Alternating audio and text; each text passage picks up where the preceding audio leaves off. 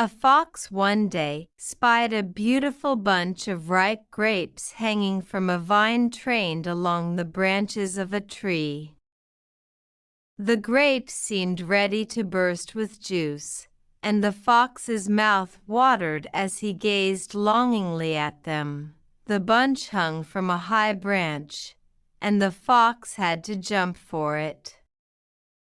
The first time he jumped, he missed it by a long way.